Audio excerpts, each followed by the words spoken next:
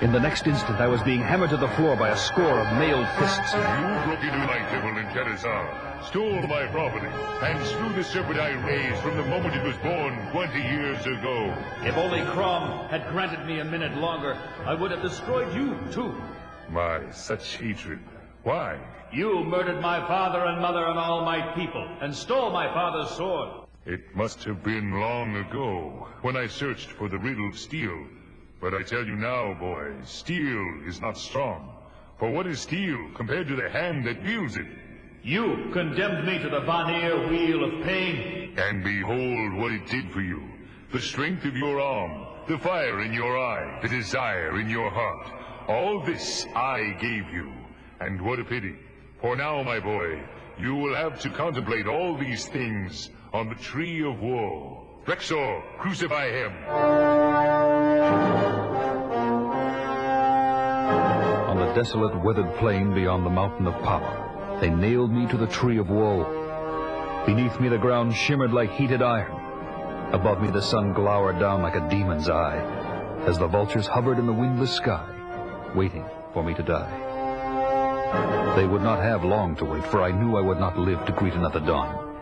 And then suddenly out of the horizon arose the form of a man, running effortlessly across the vast red landscape. I knew of only one breed of man who could run that way, a Hyrcanian steppe-dweller.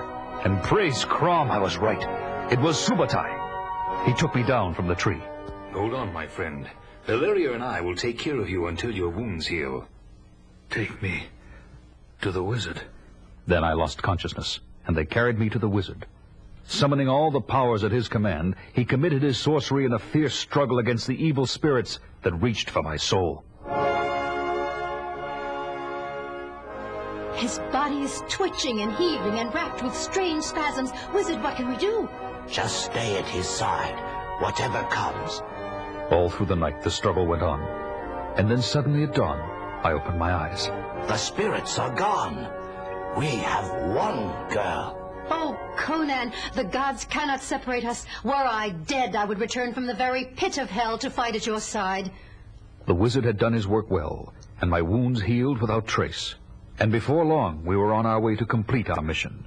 But my mission was still vengeance on the hated Thulsa Doom. But remember, first things first, Cimmerian. We'll steal the girl, nothing else. The other comes later. Is it agreed, Conan? Just the girl? I nodded my head but said nothing, and we rode on.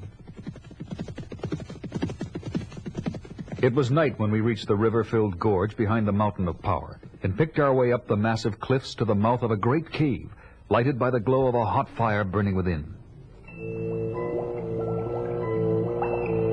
It is like a scene out of hell itself. That rock cauldron, boiling, bubbling, constantly stirred by those ape-like men. They are trolls. No. Long ago there were two races, men and the Shadow Dwellers. The men moved into the light, and these Shadow Dwellers, they live on human flesh. They are the fiends Doom breeds to protect his children. And some of these children appear to be their dinner. How horrible. Look, over the other side. That must be the chamber of Thulsa Doom himself. Subutai was right, and we made our way unseen across a footbridge spanning the great cavern. Pausing outside the chamber entrance, we peered inside. There on a throne sat Thulsa Doom, and before him there was a dancing girl, swaying, undulating. That girl, she must be Yasamina, Princess of Shadizar, daughter of King Osric. And as we watched, our fascination turned to horror as we saw the archfiend Thulsa Doom transform himself into the living image of Set. The serpent god. Ugh. Come, Cimmerian. Let's do what we came to do and then get away from this foul place. Subutai seized a lighted torch from the wall and hurled it into the curtain lining the wall of the chamber. The curtains! They're on fire! Under cover of the thick clouds of black smoke that billowed through the chamber, we raced toward Yasamina, weapons in hand. 3 of Doom's beastmen sprang forward to block us, but I cut my way through them with flashing steel. Valeria reached the princess first, but Yasamina tried to resist capture. Help me, Lord Doom! Save me! Stop that stupid screaming, wench! You're coming with us! Subutai, Valeria, head for the outside wall. I'll cover the rear. The climbing rope is secure. Let's go, everybody. Down the rope to the river. As we climbed down, one of Doom's men started cutting the rope. Faster, everyone, faster. Luckily, by the time he cut through it, we had only 8 or 9 cubits to fall.